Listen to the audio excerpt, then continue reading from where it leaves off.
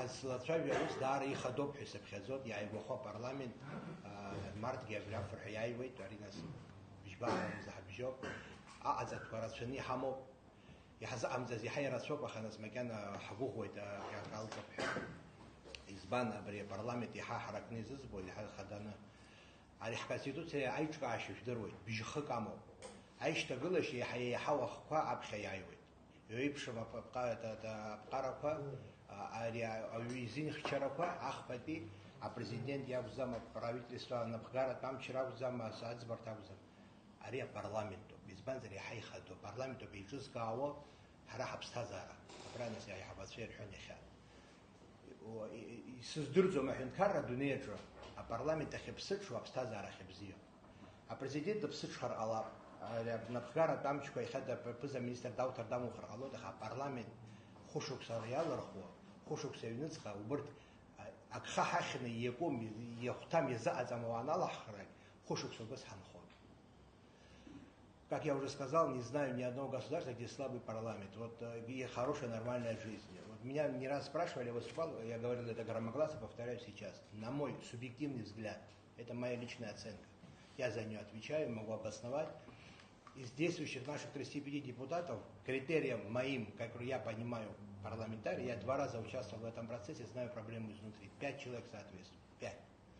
Тогда как та тема, которую сегодня Алхаз Херсонович собрал, это золотой парламент наш, вы в самом деле эталон, каждый из вас была лично. Поэтому мы смогли решить те задачи, которые стали архиважны, самые жесткие задачи, где был вопрос, быть или не быть абхазскому народу, абхазскому государству. Вы это решили.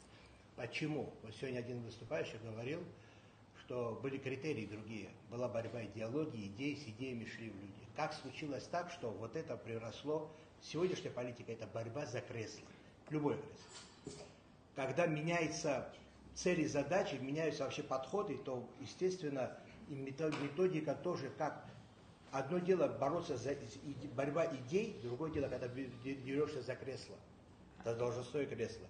Это сразу идет торговля, купля-продажа. Вот я говорил изнутри, знаете, 2 раза участвовал, 2 раза проиграл, в 17 году, в 22.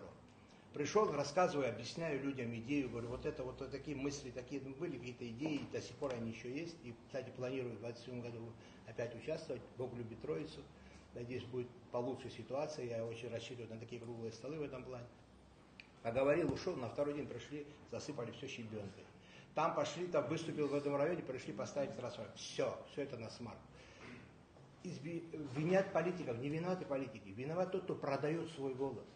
Правда, обратиться хочу, пользуясь ситуацией. Каждая продажа своего голоса – это продажа суверенитета и продажа независимости нашей страны. Вот так надо понимать. Слушайте, мы же, извините за это самое, не идиоты. Это такое культурное слово, там идиоты из романа Достоевского. Слушайте, когда мы выбирали за идею, когда мы выбирали по принципу, кто их там знает, имеет образование, имеет опыт, имеет жизненный опыт, что-то, как сказал, налоги платил, то есть человек, который знает жизнь, у нас все получилось. Когда мы начали торговаться, к чему мы пришли, вот сейчас до сих пор не можем с этого выпутаться, вот даже вот Беслан Алексеевич, уважаемый человек, я уже не верю, что у нас что-то получится и так далее. Я в это верю. Не панацея. Но один из выходов – это переход к пропорциональной мажоритарной системе. Скажу почему. Эти опасения, которые Валерий Ильич высказал, для меня они не обоснованы. Я считаю, по закону это ограничено. Четко закон регламентирует, что такие вещи делать нельзя. Во-первых. Во-вторых, чем лучше пропорционально-мажоритарная. Не все хотят быть в партии, хотят выступить. Пусть для них в мажоритарии будет своя квота обязательно. Партия чем лучше? В партии рождаются политики. Партия соблюдает гендерный баланс, этнический баланс. То есть у нас... Если не ошибаюсь, 4 или сколько, 5 созывов, поправьте меня, когда вот огромная Россия, страна, которая нас признала, ни одного русского этнического, который представляет русскую общину Абхазии, да, слава богу, армянские общины, они компактно проживают, выбирают депутатов стабильно, там все даже в этом году уже в парламенте 4 депутата. Ни одного русского человека, это правильно, это неправильно. Я не хочу быть больше папой римского католика, но это политически неправильно. Я как политик, как ответственный человек, как руководитель партии понимаю, что это неправильно, когда огромная страна, самая крупная в мире, лежит с нами по соседству, нас признала, поддерживает, гарантирует нашу безопасность. Ни одного депутата, который представляет русскую общину. Это правильно, это неправильно. То все граждане России там, это немножко другой вопрос, и на это надо обращать внимание, это разные вещи.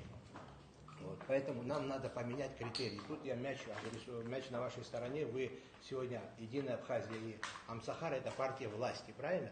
Ну, это условно, потому что мы с вами не формируем парламент, мы не участвуем в политических процессах, именно вот с точки зрения конституционных процессов. Мы просто партии, закон приняли о партиях, они есть, мы создали и сидим. Все. И они оживляются, наши партии, когда проходят выборы.